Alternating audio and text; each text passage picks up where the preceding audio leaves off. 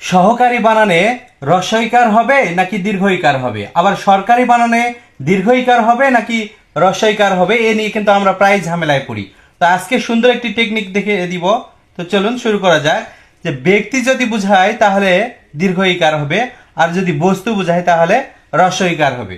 তাহলে আমরা যদি সহকারীতে খেয়াল করি, সহকারী শব্দটি দ্বারা কিন্তু আমাদের ব্যক্তি বোঝাচ্ছে, সুতরাং এখানে অবশ্যই দীর্ঘইকার হবে, রস্বইকার হবে না।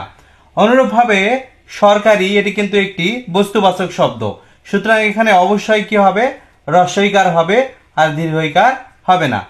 ঠিক তেমনি ভাবে উপকারী, অপকারী, অধিকারী, আবেদনকারী, নির্মাণকারী এই শব্দগুলো দ্বারা ব্যক্তি বোঝাচ্ছে, সুতরাং এখানে দীর্ঘইকার হবে। অপরদিকে তরকারি, দরকারি, পাইকারি, বাহারি এই শব্দগুলো দ্বারা বস্তুবাচক বোঝাচ্ছে। তো আমরা মনে রাখবো, যদি ব্যক্তি বোঝায় তাহলে দীর্ঘইকার হবে, আর যদি বস্তু বা অন্য কিছু বোঝায় তাহলে অবশ্যই রস্বইকার হবে।